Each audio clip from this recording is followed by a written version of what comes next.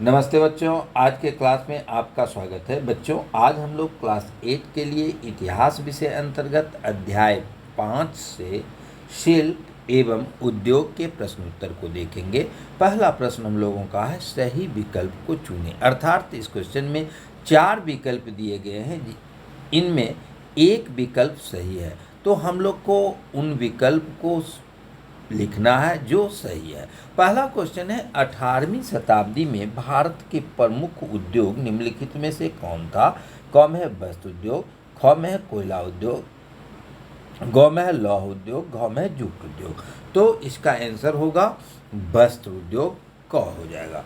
ख में है federation of Indian chambers of commerce and industry की स्थापना कब की गई थी? तो इसकी स्थापना 1927 ईस्वी में हुई थी। इसका आंसर हो जाएगा 1927 में।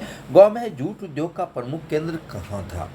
तो उस समय जूट उद्योग का प्रमुख केंद्र पश्चिम बंगाल था। तो इसका आंसर हो जाएगा ग। अगला क्वेश्चन है, सन 1881 में अंग्रेजी सरकार ने किस उद्देश्य से मजदूरों के लिए नियम बनाए? तो 1881 ईस्वी में मजदूरों के लिए जो नियम बनाए गए थे उसका मुख्य उद्देश्य था मजदूरों की स्थिति में सुधार करना। तो इसका आंसर हो जाएगा मजदूरों की स्थिति में सुधार के लिए। अगला क्वेश्चन है, all India trade union Congress की स्थापना कब हुई? ए में 1818 में, बी में है 1920 में, ग में है 1938 में और घ में 1947 में। तो इसका आंसर हो जाएगा 1920 में।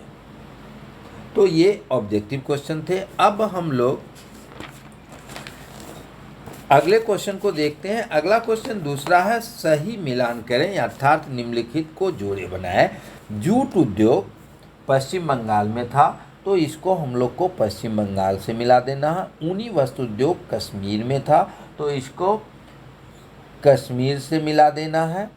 तीसरा है, जामदानी बुनाई, यह लखनऊ से संबंधित था, तो लखनऊ से मिला देना है। लौह उद्योग जमशेदपुर से था, तो जमशेदपुर से मिला देना है। और नील बागान उद्योग बिहार के चंपारण से संबंधित है, तो चंपारण से मिला देना है। अगला क्वेश्चन आपका है, कैल्को अधिनियम के क्या उद्देश्य थे? यानी कि इस क्वेश्चन में हम लोगों को लिखना है कि कैल्को अधिनियम के उद्देश्य क्या थे। इसका उत्तर होगा, कैल्को अधिनियम 1720 में बनाया गया। इस अधिनियम के प्रमुख उद्देश्य निम्नलिखित हैं। ए, ब्रिटिश उद्योग को बढ़ावा देना। दूसरा, इंग्लैंड में भारत के बने छापेदार सूती कपड़े और छींट के इस्तेमाल पर पाबंदी लगाना और इंग्लैंड में इनके आयात पर रोक लगाना। और अगला, भारतीय उद्योग को नुकसान पहुंचाना। अब अगला क्वेश्चन हमारा है, मुक्त व्यापार की नीति से आप क्या समझते हैं? तो सन 1813 ईस्वी में इंग्लैंड की सरकार द्वारा मुक्त व्यापार की नीति अपनाई गई।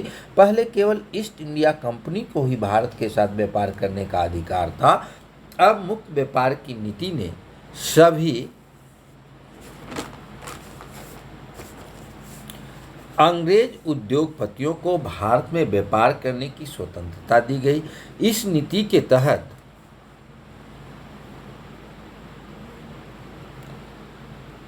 आयात निर्यात में भी भेदभाव किया गया। भारत में इंग्लैंड के माल आने पर कोई प्रतिबंध नहीं लगता था, परंतु भारतीय माल को इंग्लैंड में बिक्री पर कर लगाया जाता था। इससे भारतीय उद्योग धंधों को काफ़ी नुकसान हुआ। अगला क्वेश्चन है, भारतीय उद्योगपतियों को भारत में उद्योग की स्थापना के मार्ग में क्या क्या बाधाएं थे?